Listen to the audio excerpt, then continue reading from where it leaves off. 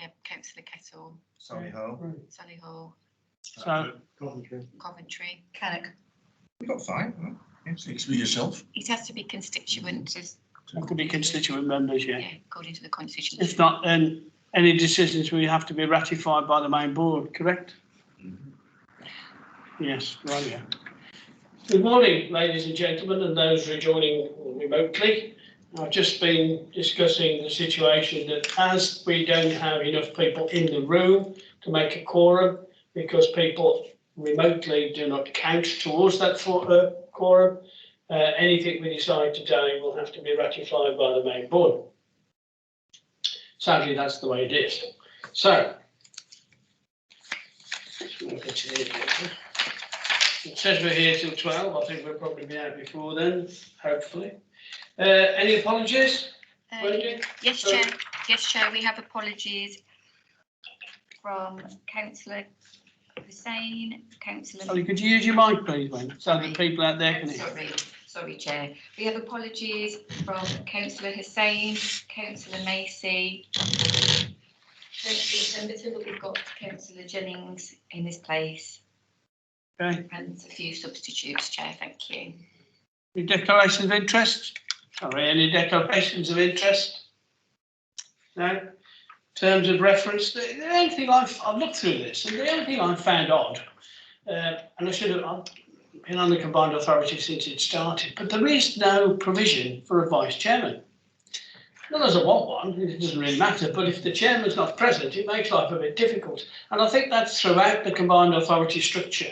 So perhaps you can have a word with Satish Mystery, somebody, Wendy perhaps, and just say that, you know, I presume that under the Constitution you pick a chairman on the day, but at the end of the day, I think it is necessary to point that out. Are there anything in the terms of reference that we're unhappy with? No? Okay, all very cooperative. Right on then. Minutes of the 3rd of March, I think those seem to be an accurate record. Yes, thank you. We agree with that one. Then we have public land progress update. Gerdy to take in this, I believe. Yes, shall I just introduce it before you start? And just on Councillor Bird's wider point, Wendy, obviously this is the first sort of hybrid meeting of the Housing and Land Board. Can we just check for the next meeting? Can we sort of start writing about it earlier? Maybe just try and understand how many people will be attending in person for the next meeting. I think that'd be really helpful. I think the thing is, Wendy, I believe I'm right, but then again, you know, I'm new to this game. I may be wrong. But I think it's important we check. That's the rules I know of with regards to other meetings, but this could be different, who knows? Yes, Chair, I think if members can't attend, they need to send a substitute, and I will stress that in my next email to people. Okay. If people attend online, they're still not having that quorum for the meeting, so. I suggest, Chair, we might want to put that in the minutes, how important it is for people to. Yeah, we'll minute that if members can't attend, then could they please advise a substitute so we can constitute a quorum. Otherwise, we'll end up like the scrutiny committee, which very rarely has a quorum, but that's because of the legislation rather than attendance. Okay. Okay, so we've got a paper here on public land. Just for clarity, this has gone through the previous Housing and Land Boards as a principle, and also gone through the officer steering group a few times as well. And it's around how the combined authority and its public land task force might be able to support and help public landowners in both disposing of land and developing of land that they own, particularly surplus land. So it's quite important, Mike, for the context of the discussion. This is about the combined authority offering help and support. It's absolutely not the combined authority saying in any way how a public body should dispose of sites or dispose of land. It's more to try and get that join up and that alignment between different public sector landowners within the region. You may remember, Councillor Bird, this was one of the conditions of the housing deal we signed with government, was that we looked into how we could help unlock more public land within the region for development and disposal. So on that basis, if I just hand over to Gerda just to quickly go through the paper that Gerda's produced, and any questions after that, Chair. Yeah, thank you. Can I just check you can hear me all okay? Yeah. Yep, brilliant. Okay, so tonight members of the board are asked to note the contents of the paper and also endorse some of the proposed activities in section 3.8 of the report, which I'll cover briefly as I run through. I'd also like to invite members to bring forward for consideration any projects to be at the forefront of some of this emerging work on public land, and any suggestions are welcome for us to explore. As Gareth has mentioned, as always, it's a case here of adding value to what local authorities and other partners are already doing. And this is focused on how the CA, working collaboratively with its partners, can support turning some of the challenging sites in the region into real development opportunities. Briefly on the background, so following endorsement last year by the board on a number of key principles related to public land, we were seeking to explore more effective ways for all public sector partners in the region to work together and try and identify some of the potential for unlocking development. These principles are attached in the paper and can be viewed in Appendix A. It was recognised that finding additional land for development would contribute to the target of 215,000 homes and 500,000 jobs, which fall within the remit of this board. From records available to us, we believe there's approximately 5,700 hectares of publicly owned land in the region. This is made up of both vacant and occupied sites and managed by the respective organisations. Currently, there isn't a overarching approach to find surplus and underutilised public land in the region, and a collective review of the public estate is viewed as being beneficial and allow public sector bodies to work more closely together and implement a shared set of principles and best practice to bring sites for development. Again, for clarity, each individual public sector partner will retain authority over their own land, and the overarching public land principles are intended to complement the existing disposal programs and strategies of each partner. In the paper that was presented to the Housing and Land Delivery Board last year in September, there was a proposal included to set up a public land task force. The key purpose of the task force is to work with the CA officers and public sector partners to unlock public land potential. The task force setup is similar to the others task forces we have at the CA, established for advanced manufacturing, construction, town centres and zero carbon. So like the other task force that we have in place, the intention is for the task force to be industry led, independently chair and act only in an advisory capacity. The purposes and objectives of the task force were agreed as listed in the report, and at the first meeting took part in February this year. The task force membership is made up of a wide range of industry experts and public sector partners as members, and chaired by Stephen Barter, who's chairman of Wilton Capital Advisors. A series of meetings have been scheduled through 2021, and a decision on the task force future will be taken at the end of the year. One of the first actions of the task force was to identify some key areas to focus on in terms of unlocking development on identified surplus public land, and 4 initial areas were identified, and I won't go into the detail for each, but there was one for town centres, one for transport hubs, another for financing and partnerships, and finally one on best consideration and best value. So just to wrap up, so far the key recommendations that have come through the task force include the creation of a public land charter that will look at best practice in management and disposal of public land, similar to what we've seen for AMC and other task force charters. They've recommended assessing the benefits of convening meetings at a regional level with individual public landowners and the task force and alongside the CA to work together. Deep dives on individual public land sites to see what opportunities there are to unlock development. Commissioning a comprehensive mapping of identified surplus land within the region, a possible best practice and partnership guide, and a report highlighting some of the key messages that have come out of each of the 4 mentioned working groups. And the task force will now work with CA officers to develop a comprehensive programme of activity and actions, scoping out some potential landmark projects that could be initially used for test cases for collaboration and testing the principles, and we will continue to report to board accordingly.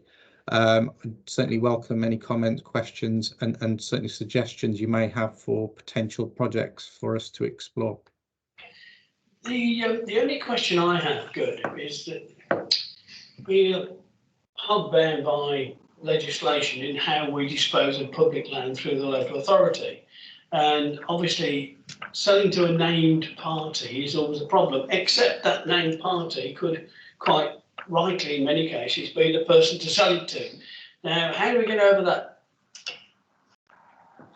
So yeah, there is legislation here. I believe it's section 123 of a particular act, and it's there are certain exceptions when there can be social, environmental, economic benefits that can be demonstrated, where you can take an alternative option to best value. Yes, I've done that a couple of occasions, but there is always great resistance from officers, certainly local authorities, that seem to look down upon the fact that you're selling something below best value, or indeed selling to an underbidder who in actual fact could be the best option for that local authority because of the economic impact. But believe me, trying to clear those hurdles with some legal officers is extremely difficult. I absolutely agree, and I think it needs to be looked at on a case-by-case basis to see what those non-monetary benefits would be, and have the discussions from there. Okay, any comments or questions? Thank you, Councillor Bird. I think a lot of authorities will have land, and public sector people have land in pockets, them themselves of no value. And the only way you get value to this is to agglomerate a package. How does this fit into this strategy, where you might have some private land, some public sector land, and you want to make a package? Because then if you have a package, you can do a really good development that will be of great benefit. Yeah, I think here this is where mapping the available surplus public land and viewing that alongside any other parcels of land that would enable the creation of a larger development site would be feasible. It's not. We should also map non-surplus public sector land, because sometimes you can move. You can get double benefits. So you might have a council house, for instance, that's not net zero, very badly insulated. And if you knock it down, release that land and build a more modern council house, you're going to get a double gain. Yeah, so instances of underutilisation certainly could be viewed. I think the other thing is as well, if you've got public land which is adjacent to a private landowner or landowners, then obviously that helps under section 123, because obviously we can sell to those for the very package you refer to. However, the other difficulty that local authority leaders face is when officers have a different view of a piece of land.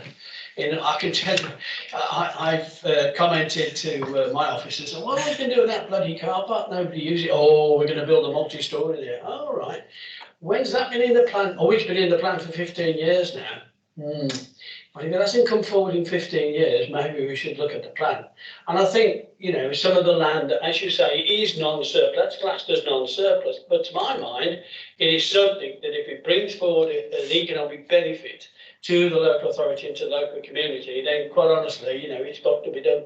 So I think we've got some challenges with local authority officers, and we'll need to put your big boots on. Yeah, it kind of follows on from the comment you've just made, really. I wanted to understand a little bit about how we actually identify surplus land. So what does surplus land actually mean? I think you may have part answered the question, but who is actually deciding what is surplus? So yeah, good question. So it would be through engagement with all the partners and occupiers of sites. the criteria can be adapted to satisfy all the interested parties. So for the obvious ones where sites are vacant and allocated for a certain use that hasn't come forward, those are the more straightforward ones. That there will be some where there's a bit more contentious and a grey area where we can have a discussion, and as Councillor Bird suggested, where there's been nothing coming in the last 10, 15, 20 years, that we review the position. I think that sounds a bit complicated. Why don't we just go to land registry and map the ownership of land in the West Midlands? That might be easier.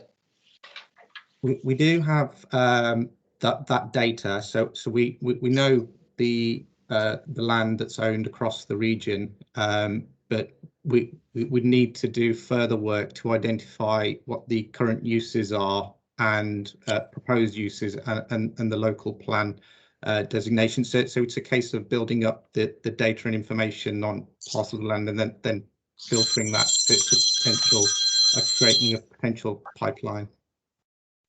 Gareth? Yeah, just to help on this, I think the councillors raised exactly the right points. But firstly, on the definition of surplus, I used to work in quite a large local authority, and the first time we did a call for surplus land, we had none. No one was willing to give up any surplus land, and by the time we finished the process, we had quite a sizable amount of sites that we were able to dispose of to the market. So I think it's about those criteria within the charter, as you rightly say. Is it really needed? Why is it really needed?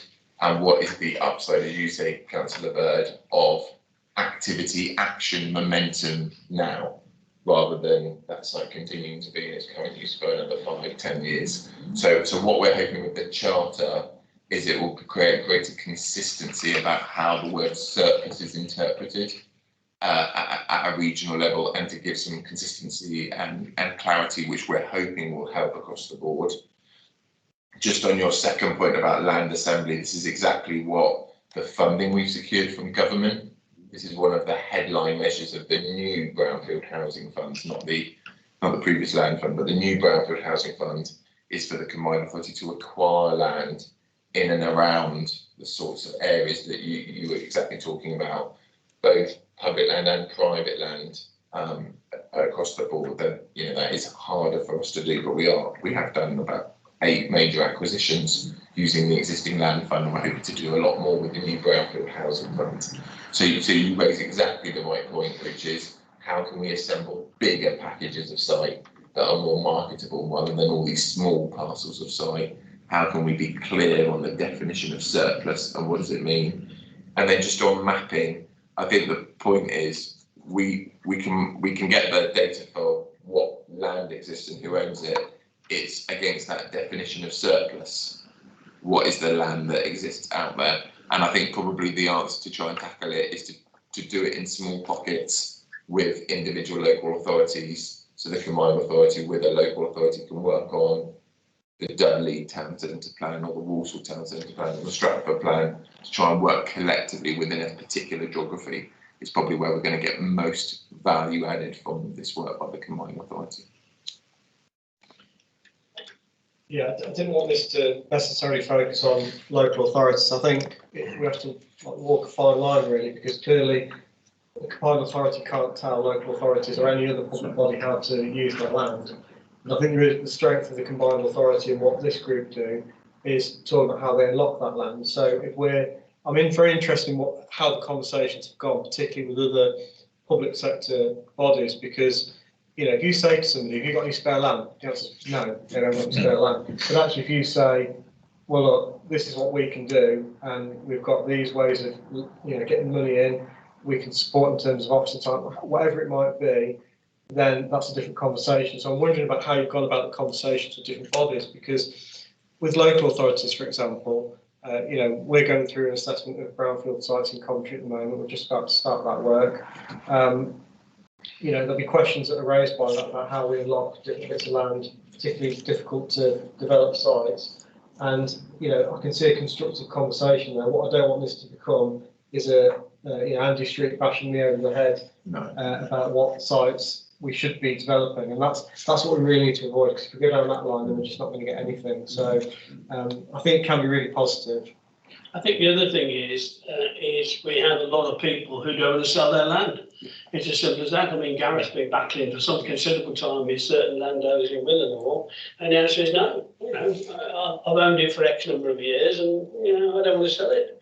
And that's one of the bigger problems, because they aren't making any more land. I never even noticed that. So then it's only going one way, which is north. You know, and the value of land and the value of commercial properties at the moment is rocketing. So therefore, you know, there are those people who just say, no thanks, I'm happy where I am. But, Can I just come back to that? yeah.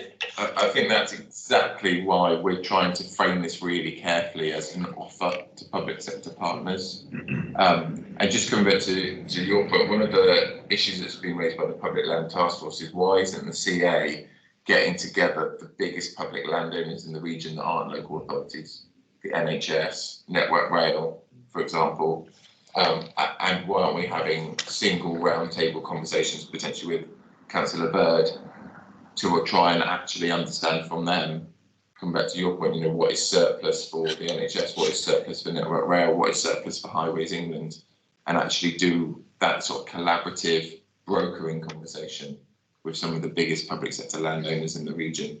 And we do have a real added value, not just in our conversations, but of course because of the devolved housing and land funding that we've got, which means for many of those public sector partners, we can put funding in to unlock sites that they've had stalled for quite a long period of time. So they haven't been able to move forward their surplus sites because they haven't had the funding to move forward those surplus sites. Through the single commissioning framework, the combined authority can help unlock those sites, provide some of the enabling infrastructure, land remediation, de-risking of the sites. And we're definitely seeing, certainly a conversation I had with the NHS last week, is that's really welcome in terms of how we might be able to unlock some of their sites, which they just haven't been able to unlock because of the upfront costs of enabling the sites to come forward. Okay. Yeah, you've got a point taken. What would make, how many would make that viable? And you've got to include the local authorities from day one, you know, on the first footprint. Otherwise, you don't, as you say, you don't cause hostility. But when funding is then required, they can then come to the CA and identify the source of funding via the CA and speed things up. What we've really got to do is speed things up, isn't it? And also, how many do you think would make such a meeting viable? Well, in terms of site area, or in terms of unit numbers. Yeah. Well, even the smallest sites can make a huge difference. So there's a site in Walsall that's 13 units. Walsall Waterfront. Yeah. 13 units. It's quite a small site, but it's such a big site of strategic importance for that town centre and for the environment. And Urban Splash are developing that site, so it's a new developer coming to the area.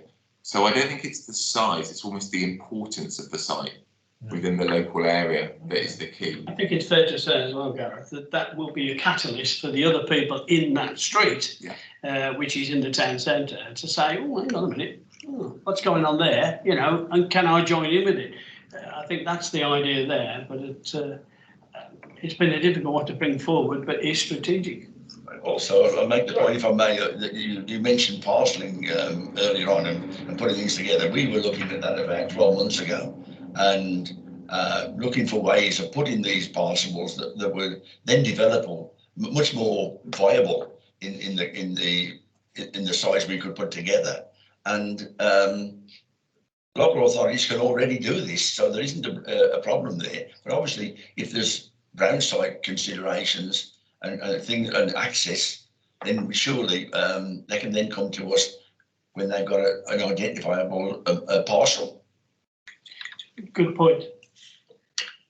Yeah, I think I like what I hear, but I think that the tone might be slightly wrong. So talking about surplus land, you know, it's almost like saying CA saying, give us your surplus land, we'll do something with it, as opposed to a facilitating role is where we can help you develop your own land.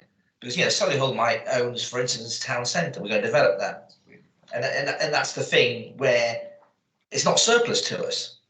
But in essence, you know, if you could parcel some local, you know, NHS, fire service land in the whole area, you might have something really quite good. So I think the tone needs to be, I think, more about a collaboration and assistance rather than tell us where your surplus land is. It's like going through your wife's shoe drawer or wardrobe and convincing her that certain things are surplus. It's hard work. Yeah. It can be, believe me. Yeah. Gareth. I think that's a brilliant point, and it sort of reflects back on, because I used to work in government on the surplus land, and that never clicked. The point that you just made never really clicked, and I think that's why you're exactly right. When you say to someone, what's surplus, that just in terms of tone, as you rightly say, that immediately makes, and used to make all government departments protect their sites. But I think you're absolutely right. What we need to be saying about this is a public land enabling charter.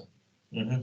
And the CA's role should be about how can we enable development and disposals of public land that have been identified by the public land partner. That's where we should be in that space. I think So the other really thing is as well, point. Gareth, is repurposing public land. I mean, we have many fire stations around, got one in Aldridge, which is very old and on a substantial plot of land. Now, if you could repurpose that fire station somewhere else, which was looked at some years ago, and find another site where they'd be happy and build a 21st century fire station, then the 3-4 acres of land at the back could be used for a different purpose. So I think that there is that. And as services change, you know, we used to have ambulance stations everywhere, now you don't. You know, and if you look at this building, you know, it's pretty well empty at the moment. And I think it's on a long lease actually, but this is an example of a public piece of land which might have a different purpose going forward. Now the world has changed. So, okay, we happy with that? Sorry. Yeah, just one point. I'd ask you to have a look at the Homes England Land Hub, because we've just gone through this exercise of the last 2 years, and we put all our land holdings nationally on a website. We can go in and see what we own, what might be for sale, etc.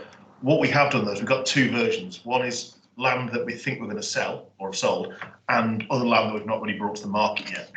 So I think it'd be useful if you could replicate what we've done, or use our version and put other public bodies onto it. What you do then is see those opportunities about who's got land next to each other, etc. You put that to the market and make it publicly available, then people start coming to you with opportunities and trying to piece them together. So we say it's taken us about 18 months to put all our assets nationally onto one hub.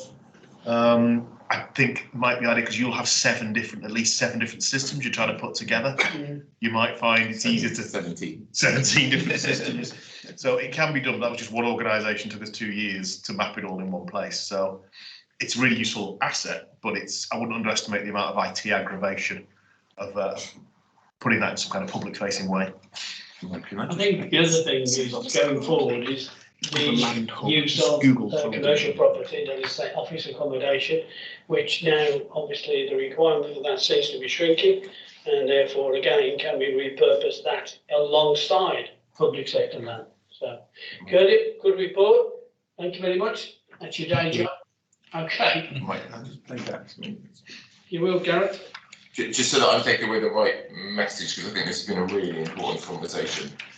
So as well as the mapping, I think the steer I'm getting is a bit less about the mapping and more about how can we work with individual public sector partners on enabling and repurposing land they own.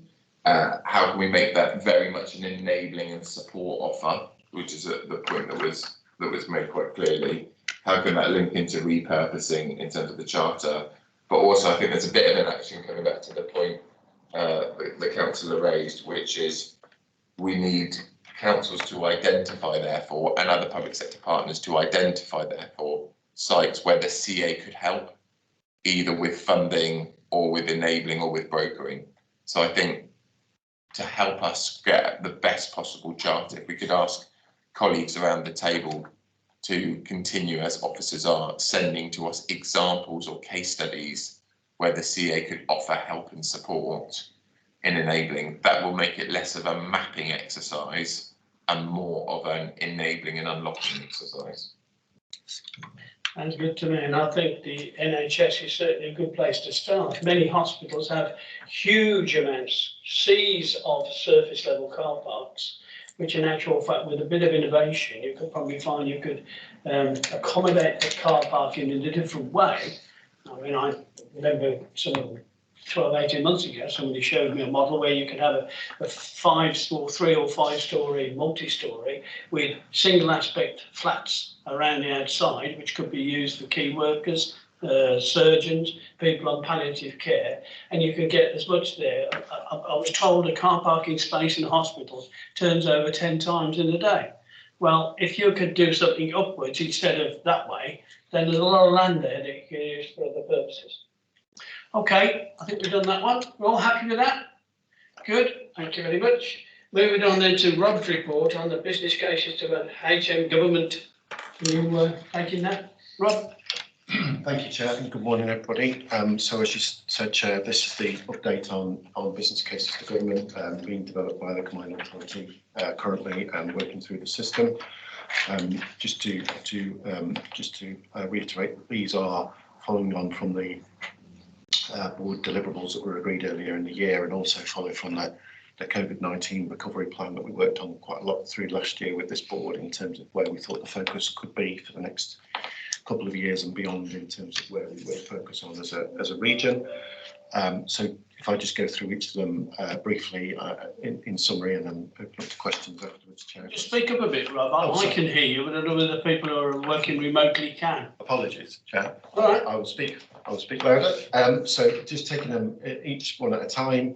The commercial and employment land business case, as it sets out in the paper, we discussed this at the last meeting of this board in July in terms of the principles and how we would take this forward. That piece of work has been a large focus throughout the summer in terms of developing the proposal and the supporting indicative pipeline of schemes and how we would look to deliver the proposals over the next few years. In particular, we've had really strong engagement from local authorities on identification of those schemes. Similar to Gareth just mentioned around public land, we very much had really robust and great conversations with local authorities on their specific areas they'd like us to bring forward, subject to the funding being made available.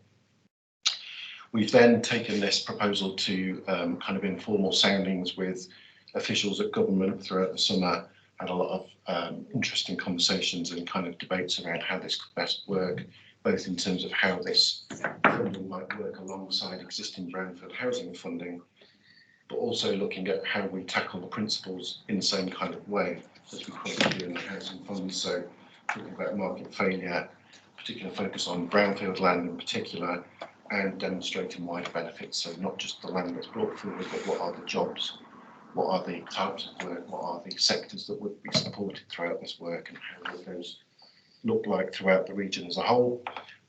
A very strong focus from government around the whole region rather than specific areas. So we're very much focusing on that at the moment. So just as the kind of latest stage of that, we have we've put that proposal forward now to government, and we're obviously waiting for some more feedback on that before the comprehensive spending review. When the time when this paper was written, we didn't know the date of the spending review, but we do now know that is due on the 27th of October. So we're expecting some soundings before then, and we will continue to keep the board and members updated as we move along. If I move on to the next section, Chair, the affordable housing business case, again, developing from the previous work of this board and our work at the CA in terms of developing more opportunities for affordable housing in the region. This is very much a funding proposal that is intended to work in collaboration with those principles and those schemes that are already in existence in the region. So recognising the Homes England funding for affordable homes and the recent announcements around the National Affordable Housing Programme, and obviously the work of local authorities and registered providers to deliver those homes in the region. Our focus as the CA is very much to add value and hopefully additionality on top of that, to bring in more and more investment into the region, specifically for affordable homes. Again, we've had significant conversations and dialogue with central government about this throughout the summer, continuing to develop the proposal and looking to submit a formal proposal in the forthcoming weeks. It's very much intended that this is, as I say, a regional programme that works alongside the existing programmes that are already in place, and that we are looking to add value on top of that. And again, we will keep the board and partners updated throughout. The third case on the paper is around advanced manufacturing and construction, again subject to several reports to this board and the delivery steering group over the last few months. The original business case that flowed from the recharge document from last year from the region suggested a £50 million accelerator fund from government that would look to specifically address 3 areas of advanced manufacturing, so new facilities, so new factories and new other opportunities for facilities in the region, investment into skills and the training that would be needed for the right jobs and the right opportunities in employment for these types of work, and then alongside that, the pipeline of schemes that might be more tuned and more able to deliver more modular and advanced manufacturing homes. We've again been in considerable dialogue with government around this proposal. I think it's fair to say that we haven't had the positive feedback that we'd hoped, particularly from Treasury on some of the aspects that we were looking at. So we are currently revising the proposals to very much focus on the kind of wider offer of what AMC can do in terms of jobs, and in terms of the kind of technological new industry side of things alongside the housing, and that's continuing work. And then the final section is around zero carbon homes, again subject to many conversations at this board and some considerable dialogue at the last meeting where we talked about the future homes standard and how we'd be able to potentially bring that forward more in the region. This business case is very much at early stages at the moment. We're very much in the kind of early proposal stage around what zero carbon homes and what kind of funding we'd be looking to address and how we would best use that. Again, very keen to engage more with local authorities. We've got the Zero Carbon Task Force, which is also set up to help drive some of this work. We recently published or agreed that the route map for the Zero Carbon Homes proposal. So that's very much at the kind of next stage of the proposal. We'll be developing that business case in much more detail as to how we take that forward. So that's the overall summary of the cases that are ongoing at the moment, Chair, and I'm trying to answer questions as best I can. The only question I have, not a question, maybe a comment, I constantly trip up over the people's definition of affordable. Every planning application that comes forward, people have a different view on what's affordable, especially planners. And therefore the applicant really is in some quandary as to what they do, especially if they've got a 100% PRS scheme. 100% PRS scheme, probably rented sector, I would have thought is all affordable. But planners and certainly Walsall say, oh no, that doesn't count. And the other one we have, of course, is where we have the single commission framework specifying the percentage that we want. Whereas if we've got a planning application where it's 100%, then we have trouble with the Section 106 trying to protect those affordable or requirement under the SCF in perpetuity. That's one we've come across on a couple of occasions, haven't we, Gavin? So, you know, affordable, it seems to change, Rob, between one authority and the other. I'll come back on that, Chair, if that's okay. Just a couple of comments. So, as you know, this board agreed a regional definition for affordable homes in January 2020. We currently apply that to our single commissioning framework for our investments, and that's very much looking at local income and also local needs. So what are the potential opportunities for key worker housing and various other elements that might be in the local area. We are currently undergoing a review of that application of that definition and how that works alongside the national definition, which, as you say, is quite often a bit of a complicated area, Chair, and we're intending to bring a report back to this board on that in probably at the next meeting. So that we'll continue that discussion there, if that's okay. Happy with that. Any questions or comments? Thank you. I just feel we need to react quicker. We've got a perfect scenario where the economy is in a period of change. We've got Brexit, we had COVID, and we've got net zero. And this is a huge opportunity. And, you know, for instance, like for business to change, we ought to, you know, the way it change. If we're thinking we can like structure something going forward, we can't do that anymore. We've got to be really responsible what the private sector does. So it's things like, you know, delivery. You know, there's a lot of fruit, you know, packing industries in Birmingham, for instance. Well, they need to be automated. There's no one to get the workers in. So we need to have that automation there. So I think we really need to do a real quick scour at this moment of what industry needs, the private sector needs, and see where we can provide that bridges. Because, you know, I know intimately a fruit packing firm. They're struggling to gain the labour, but what they need is a bridge to go to the next level to actually get robots to pack the fruit and employ and then raise the salaries of the workers that are there to do that. So it's about raising salaries, but we need to think about that. I think same in housing. Look, we all know that the way we build houses now won't be possible going forward for two reasons. One, they don't meet the standards of net zero, but two, we don't have the tradesmen anymore. So we have to just review how we build houses. So and I'm come to the conclusion after going to a party conference that what the building industry is very conservative, very dogmatic the way they do things. We just need to tell them, like we have in Solihull, from 2025, all homes in Solihull will be net zero. That's in our proposed plan. Developers are already whining that's not affects site viability. But once you tell them that's the way it is, they will change their building methods to go and meet that. Now, the other problem about net zero is you've got the landowner, developer, and the council with Section 106.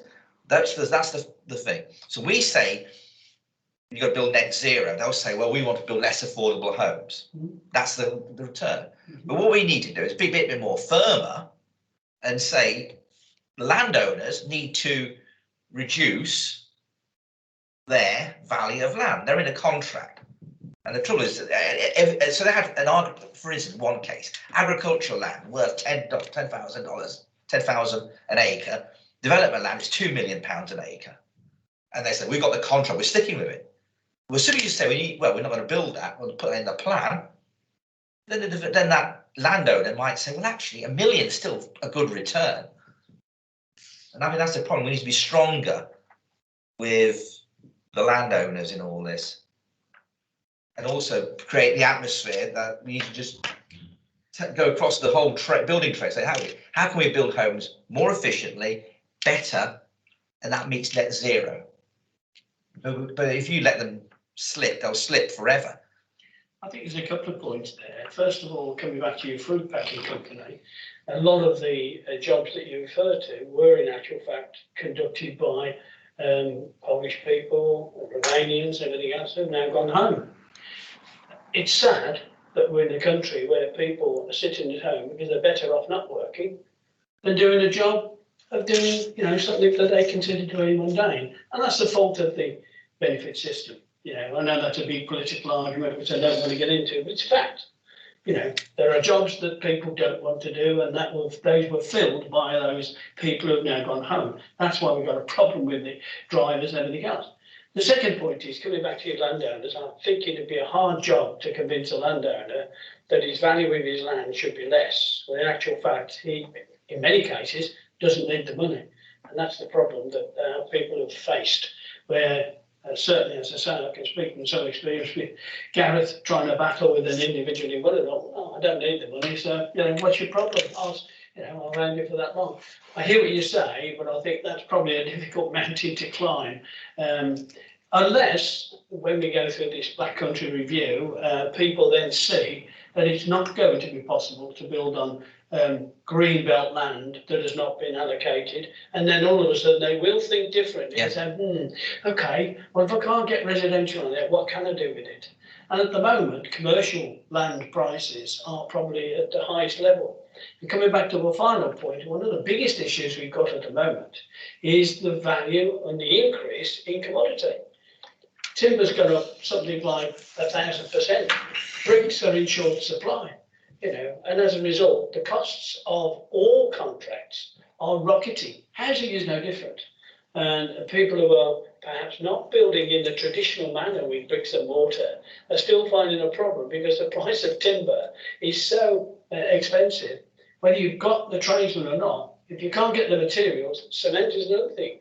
You know, that I think that's gone up by about 50% in the last few months. People are arguing, well, it's because it's all being sucked in by HS2. That's part of the problem. But the real problem is where the supply is coming from. And that's the biggest issue of all. Yeah, spot on that. Spot on, yeah. I mean, I heard a gypsum in COVID, a gypsum factory closed down during COVID because of a death. The knock-on effect on the building trade was huge. Yeah, on plasterboard, yeah. Gareth? Just to say, I think it's really important for the Combined Authority to have leadership in this space. And one of the things we've done is set up the single commissioning framework where we say upfront requirements around AMC, zero carbon, particularly as Mike referred to, affordable housing. And we're the first region now to have a minimum affordable housing target. So we don't invest unless it's a minimum of 20%. And we try and achieve the policy target of the local authority in the local plan. But just to say, we have had quite a few developers who have not been able to comply with our conditions, and so they haven't been able to get through. But we are still, at the moment, achieving all our devolved housing and land programme targets. So even setting those requirements of AMC zero carbon, we are at the moment over-delivering against the devolved housing and land programme. And we had a lot of developers, and Councillor Bird will remember this, when we first introduced the single commissioning framework, who said it would stop all development happening. So I think it is about, as you say, Councillor, showing real leadership in this space. And I think we're keen to do that. Okay, we're happy with that. Rob, thank you very much. You move into your next one then, which is the quarterly report on housing and land portfolio deliverables and progress on housing and land annual business plan. There's landfall for you. Thank you, Chair. I won't repeat that if that's okay. But Good idea. as you say, this is the latest quarterly report against our deliverables for the year. They're set out in the main table in the report, and section 3 also sets out the sort of main highlights in terms of progress during this quarter. In section 3, we talk about, as Gareth just said, the leading national brownfield regeneration, and we continue to deploy and target our funds to those schemes. The annex to this report in the private section sets out some more detail on that. But in terms of our overall delivery, we are hitting all of the targets set to us by central government. We are delivering over and above those, and we continue to deploy our funds as they are released to us. And our latest release of funds is due imminently in terms of the Brownfield Housing Fund. We've touched under section 3.3 on the business cases in the last report, so I won't go through that. I think the other thing just to really kind of bring out from this report is around the new investment prospectus. So members may recall the original investment prospectus, which was developed in 2018 and 2019 to really set out the main goals and big opportunities in the region, across the region for investment. That was launched at NIPIN back in 2019 from memory, and we have continued to use that as one of our kind of key documents for investor attraction and setting up the big opportunities in the region. That is now being reworked and refreshed for early next year, and work is really continuing with local authorities and other partners to bring that forward, and that's a real big piece of work for the local authority and the combined authority partners to bring forward in due course. And alongside that, our partnerships team have been working very closely to bring forward the new MOU with St Modwins, which is a big agreement with ourselves and St Modwins, who we've done some schemes, including Longbridge, with in the recent past, and that's that agreement is to deliver a further 5,000 homes in the region. So good progress there. And we've just been touching on affordable housing, just to bring out the point alongside the work on the investment opportunity and the ongoing work on the delivery partnership with Kevin and partners in the West Midlands Housing Association partnership. There's also the recent announcement around the Help to Own scheme in Wolverhampton, where Wolverhampton City Council themselves have partnered to bring forward a new investment into affordable homes where the tenancies are supported and then hopefully at the end of those tenancies, subject to the tenants wishing to, they can then take ownership of those homes at the end of the agreed term. That's a trial or a pilot scheme that's ongoing there in the Marches at Wolverhampton, and subject to evaluation, we're looking to potentially roll that out to other sites in future. So those are the kind of key highlights of the report, and then the main section 4 sets out the progress against each of the deliverables, and happy to answer questions if required. Thank you. Question, Rob, do we know where we are in relation to the Mayor's commissioning of an audit of brownfield sites in the West Midlands? The reason I say that, because I'm down on record and continue to say I've not seen the algorithm yet that says we need all this greenbelt land built upon, and I still believe that we are still short of housing which can be accommodated on the brownfield sites. Do you want to take that, Gareth? I think you probably. Yeah, so the commission that was undertaken was to review the work that had been done by the Black Country authorities to investigate whether more could be achieved on brownfield sites. That work went out to tender. The tenders have come back. I think the interviews for the tenders are either today or towards the end of this week. And the report is due to be completed by Christmas.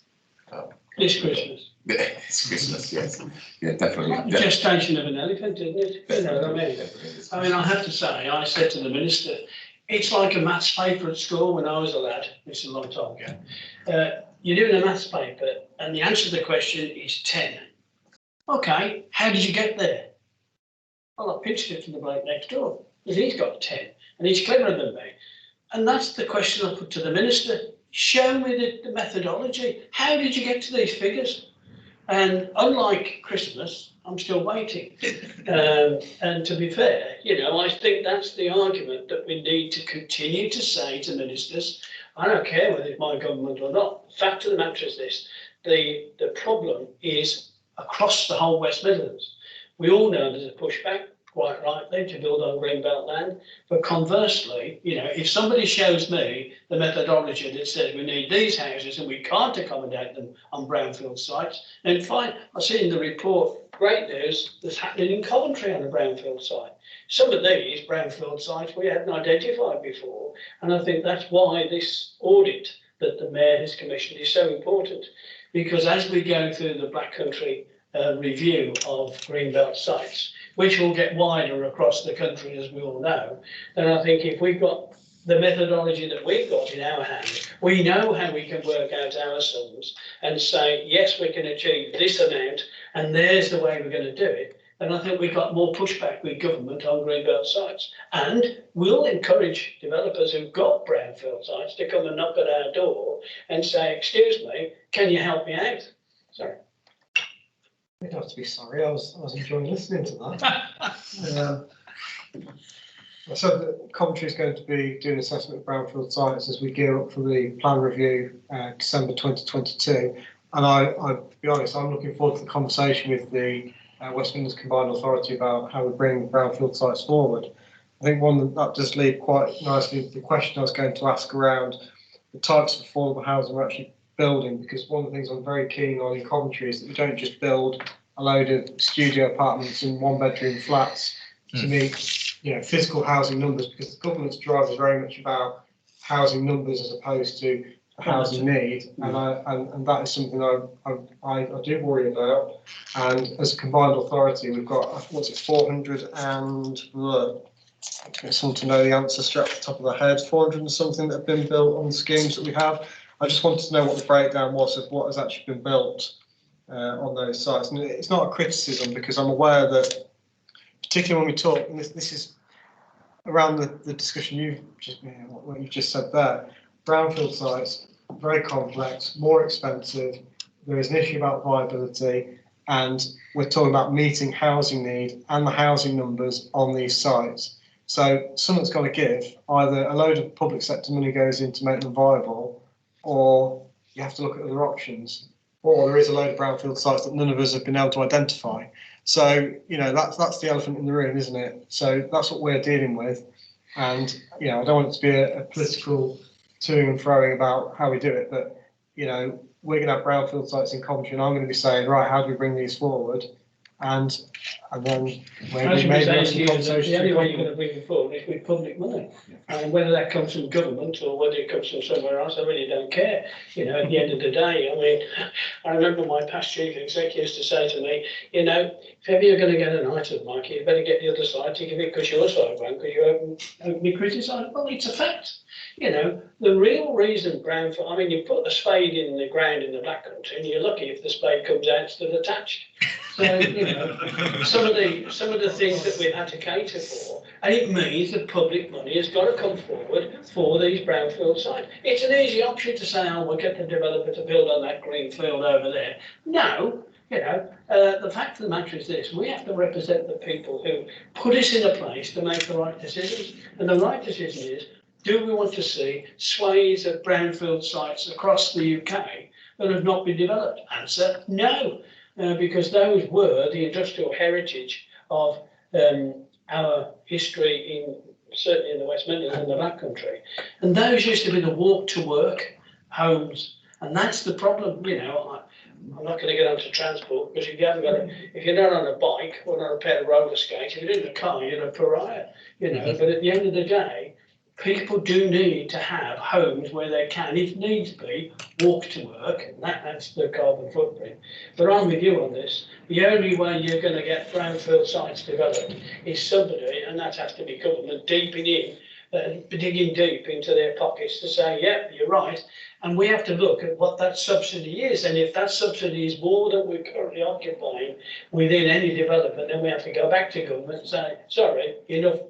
There isn't enough here to make this come forward. And that's why I need to see the audit of brownfield sites, so we can then assess the viability of those. And if I can, educate some people, certainly some ministers, who have to understand the problem of developing a brownfield site, because some of them don't.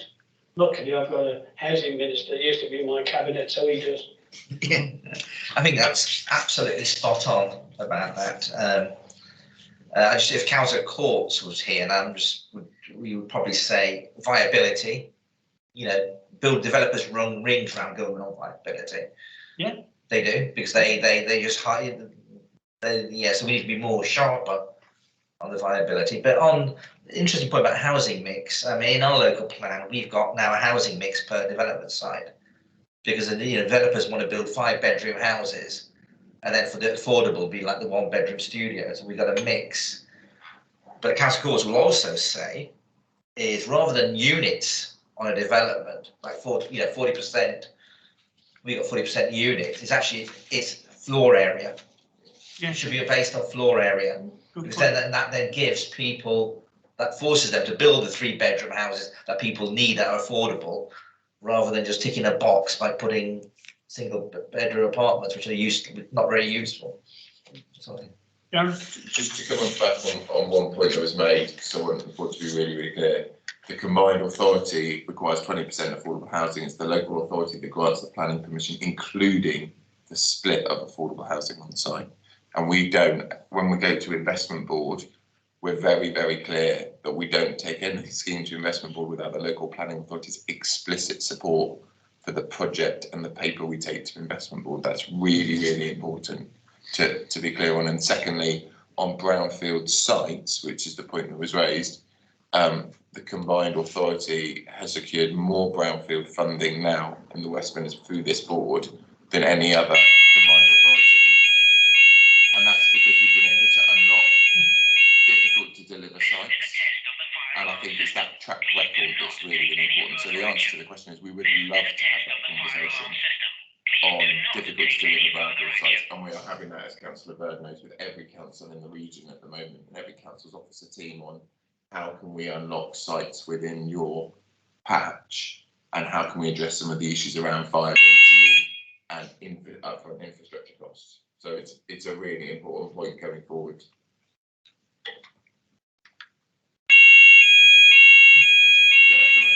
That was good. Can you do that again? There you go.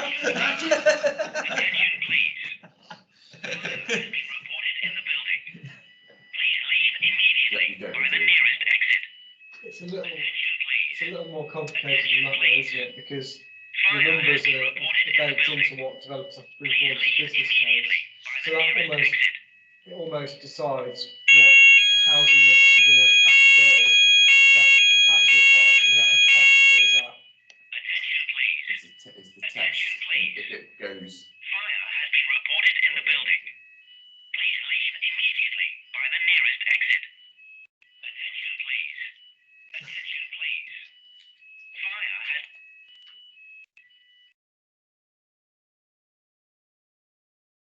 I won't mention the fire station on public land again, honestly. I won't put my mic on again. How about that? Yeah, but, No, so clearly the business case that developers have to bring forward, it almost defines what units they're going to build. Because if you ask for, 1,000 units instead of 200 units, you're going to get. This is its finishing. The fire alarm test is now complete. Fantastic. The fire alarm test is now complete. The most pleased. The fire alarm This test meeting is wasn't really now wanted complete. 12, was it?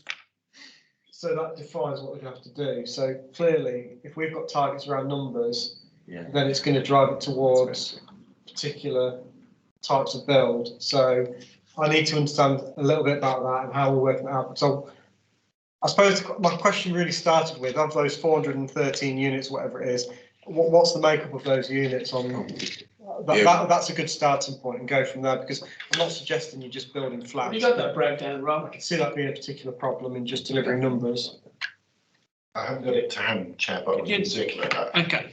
I think it's a very, very important point that, obviously, if we're going to see, I think sometimes, no disrespect to the combined authority, but sometimes we go the wrong way round. The developer should come to us first, in my view, before they go to the planning department, because then we can say what we want to see on a site, and then they can see if they can secure that with the planning authority. They normally go the other way and get the planning permission and then come back to us and say, can you help us out with a few quid? Now, by then, it's cast in stone as to what the planning authority have put in place, which is the problem we've got with Sadler's Quays.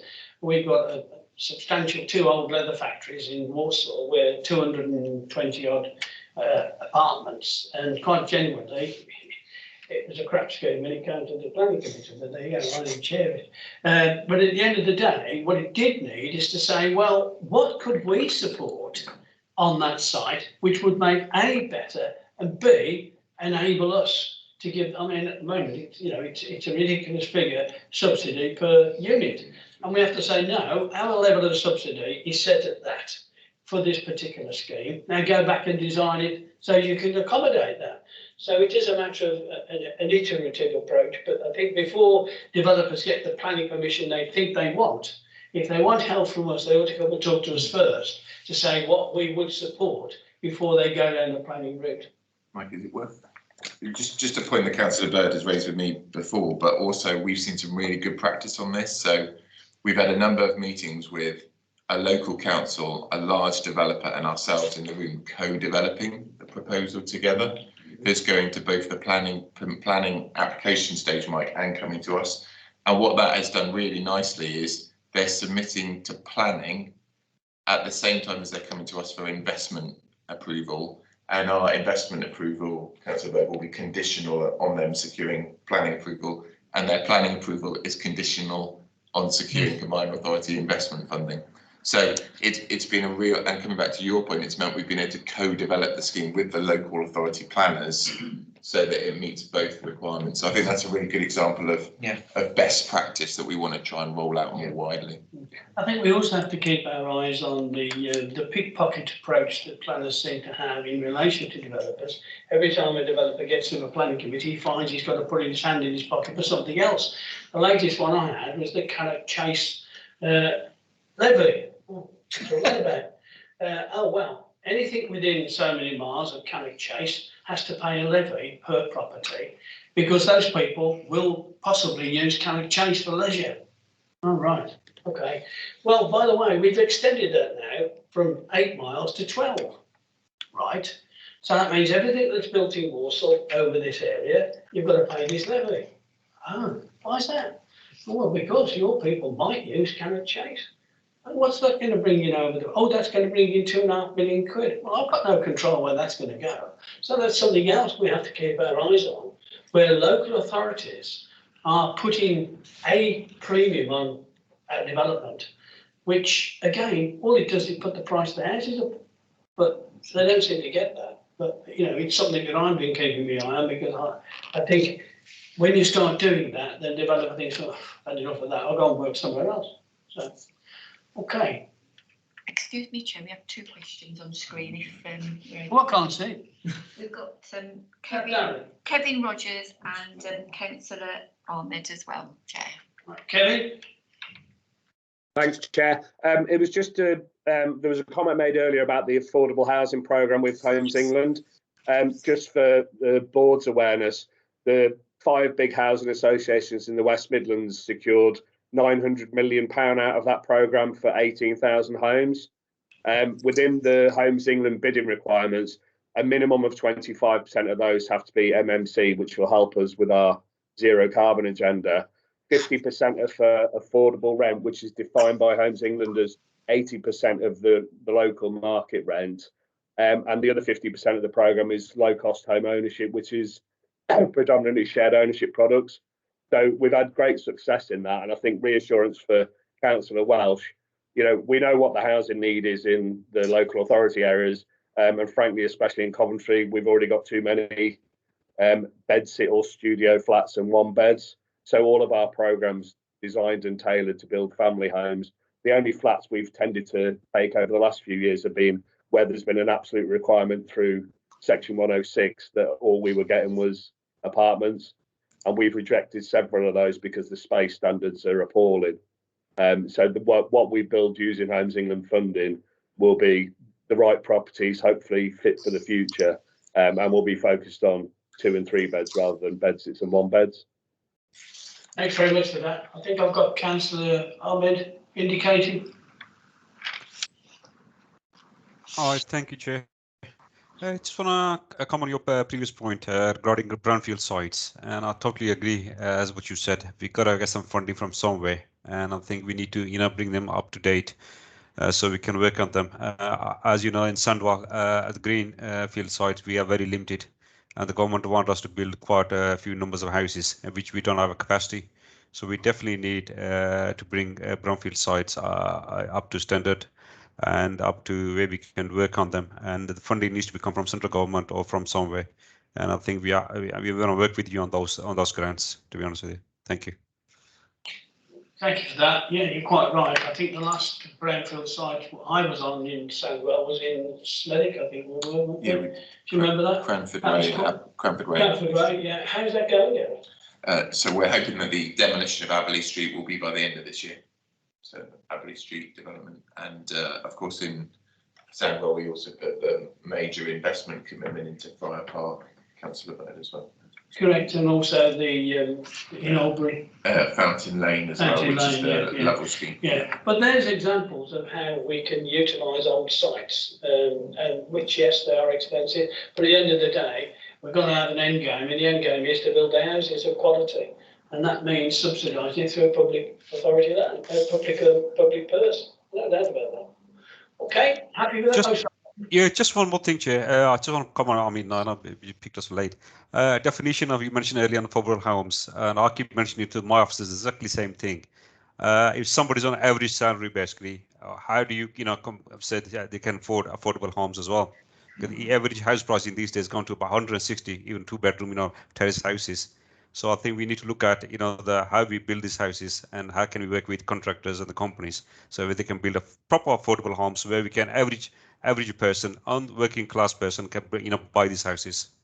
So that's something we need to look up, really deep into. Thank you. Colin? I just wanted to make a point, if I may, Mr. Chairman, and that's concerning the balance where employment is concerned. And it's no good creating employment deserts or making the mistakes we did with Newtowns years ago. Where we built houses in a wonderful environment out in the countryside, but the economic sustainability of the area just wasn't there. And you and I have probably witnessed Redditch, and we've probably witnessed Telford in that area, where people were virtually dumped out in the middle of nowhere without the economic viability that made the area sustainable. And the £50 million mentioned in the report over the region hardly seems anywhere near adequate. We need to think of employment and the balance between what we're actually doing to make it sustainable.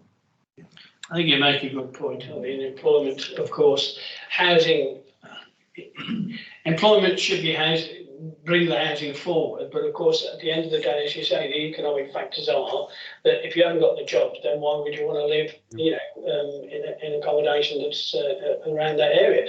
I think the other thing is as well, which is obviously our first embryo scheme in Wolverhampton, is the rent to own, or right to own, actually. That's help to own, not as close.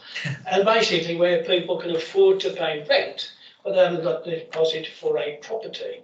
And therefore, we build properties, and obviously during them taking on those properties, they're obviously working towards owning them, but they are paying the same amount or slightly more than the rent, but that extra money is saved. I think sometime in the near future, when we've got, say, 3 months down into the line, January, February, I'd like to see where we're going in Wolverhampton with that, so the members of the board can see how that system's working. Because I saw a programme article last night on Midlands Today, I think it was, Any Nest it was called, a company that said that's the only way people can get a property by using their facility. Absolutely not true. And I think the scheme that we got needs more publicity. I put it before the Housing Minister last Monday, and I understand that he's put it before Robert Jenrick now. So we are getting some national recognition of what we're trying to do here. Hang on. Just trying to come back, I suppose the iceberg in the housing market is going to be interest rates. Yes. When interest rates turn, it's going to be another conundrum altogether. I just wanted to make the point that help to own is a great example of what I was saying to the councillor earlier on. That came from a conversation with the developer, the combined authority and the council and a consultant working out what was the solution, and grant investment we couldn't make work because of the requirements that set on us by central government. So the combined authority became an equity investor in that scheme. And that meant that we could stack it up financially from a combined authority perspective, and it meant that the scheme could start on time. And I think, Councillor Bird, they've been overwhelmed with people coming forward. It's been a great success in terms of the demand for the units, and hence why I think, as the Chair says, it'd be really great to look at how we could roll it out across the rest of the region. And I think we need to get some national publicity of the Help to Own scheme.